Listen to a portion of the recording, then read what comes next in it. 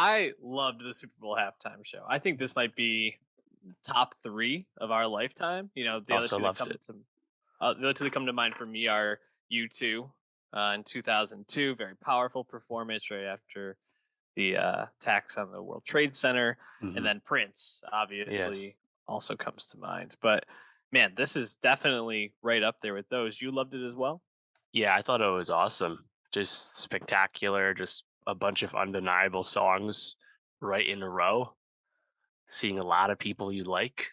I don't know what there was to dislike about it. To be honest, I thought everybody brought it, and that was really cool to see from a bunch of older artists. In the mix here, apart from like Kendrick and Anderson Paak, everyone else is pretty old. Yeah. For hip hop standards. So, yeah, I thought they did a great job. The set design was really impressive, for the broadcast, and also intentional for the LA of it all. And the whole idea of this halftime show going in LA Super Bowl, brand new stadium, LA team even playing there on top of that, to then have an LA based act such as Dr. Dre and his subsequent friends just made a lot of sense, and they really executed on it. I think in a intelligent way, and yeah, they play a bunch of bangers. Tough to complain in my opinion.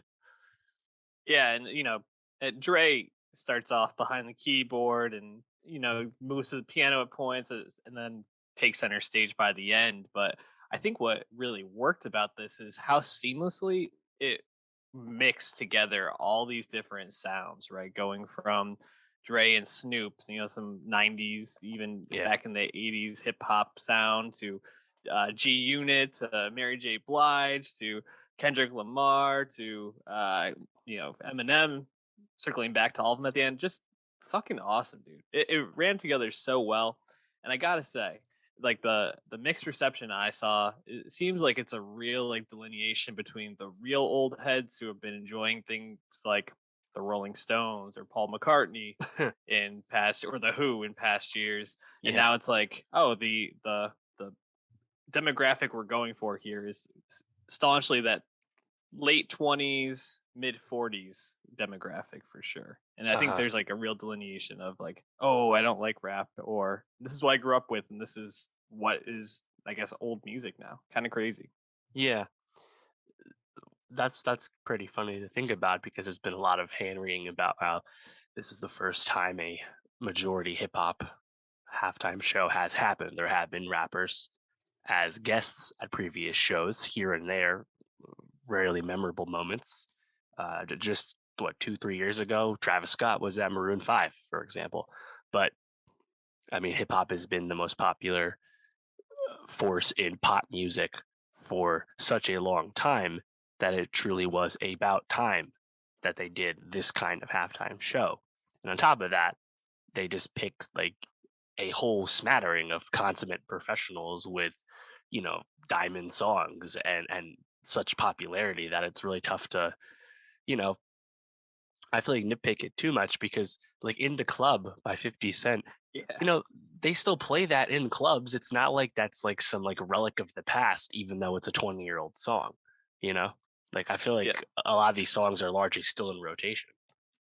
Oh, completely. I mean, there wasn't one song on there that I felt was like a deep pull, and I guess for me, Mary J. Blige is probably my biggest blind spot out of all these discographies, but I still knew the song she was singing. Right. So I thought this was pretty much perfect. I did like that Kendrick just stay true to himself, stay true to his like weirdness with Mm, all the dancers having like the same costume and having like yes. some weird like choreography around it. Really just want to get new music from him. I also just thought Snoop Dogg doing the Crip Walk on the Yeah. biggest stage in like pop LA. culture was just like fuck yeah, just amazing stuff from Snoop Dogg all the way around. Any moments that really stood out to you?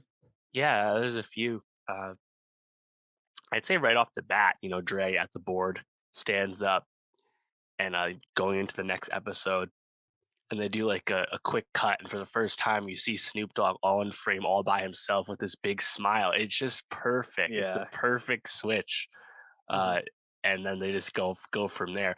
Obviously 50 Cent was a surprise, Uh, Upside down 50 Cent. of course, nods to the in the club video, but really cool to see 50 Cent and Anderson .Paak on the drums later there because they completed like the Infinity Gauntlet of Dr. Dre's post NWA career. Like everyone significant to Aftermath Records and Dr. Dre was at this show performing with him. It's like really cool that they had something so specific like this. And Yeah. I think that's what's so cool about it, you know.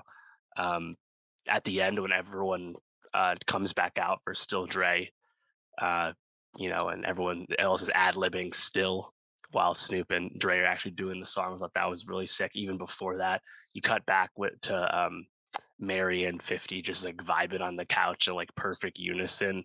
Like just so much stuff like that. I feel like just was really cool. I've rewatched it a few times now on YouTube. I think it really really hits, and anecdotally actually people at SoFi Stadium apparently were like super loud and super into this. And usually the halftime show is not the best thing to watch when you're actually there. It's obviously a TV first event, but it seemed to really be hitting for the people in LA, which I guess makes some sense. Yeah, pretty much every like celebrity that you saw at the game was just absolutely losing their mind to it. Really cool stuff. Definitely one of my favorite halftime shows. Like I said, where does it rank for you? Yeah, definitely one of my favorite. It's been the best in a long time. I'd say the J Lo Shakira one 2 years ago was pretty good as well. That's true. Good I also performance. like Lady Gaga. Yeah, I love the Lady Gaga one. That's probably that and Lady Gaga and Dre are probably my favorite two of the last 10 years. I'd say. Um, The Gaga jumping off the stadium image will last in my brain forever. So yeah, shout out to Gaga. hell yeah, hell yeah. Um, a lot's been made about uh, what lines were and were not said. Eminem taking a knee at the end of "Lose Yourself," holding it for a while. Obviously, Colin Kaepernick. Um, Dre does say, uh, "Still don't, uh, still don't like the police" during "Still Dre." However, Kendrick does not say "We hate Popo" from All Rights. Some mixed reporting on whether the NFL approved this or knew it was coming. Seeing kind of both angles being pushed out there. Not really sure where we're landing on that, but I think it was kind of cool actually to see Eminem take the knee. Obviously, the person who is most capable of taking this kind of PR hit, quote unquote, face the least amount of backlash, obviously, for who he is. And then immediately have Dre go into the piano of I Ain't Mad at You, the Tupac song, and just thinking about like Tupac himself and how what he kind of represented in a similar vein. Uh, there's just a lot of like subtle details I think to this kind of show, to the set design, the sequencing of things that I think you kind of make it like bigger than just Elevated. a normal show. And even if it was just a normal show, that was fun. There's nothing wrong with that, of course. But uh, I just think that there's a lot of memorable stuff there. I've been thinking for a while, like, is Eminem gonna do any of his songs he actually has with Dre? A lot of really classic songs. Forgot About Dre, Guilty Conscious, What's the Difference, Crack a Bottle. Of course, you can't do any of these songs because they're all so explicit. And of Yeah, course, he doesn't do the Forgot About Dre verse, even though that's a great verse. it is such a good verse.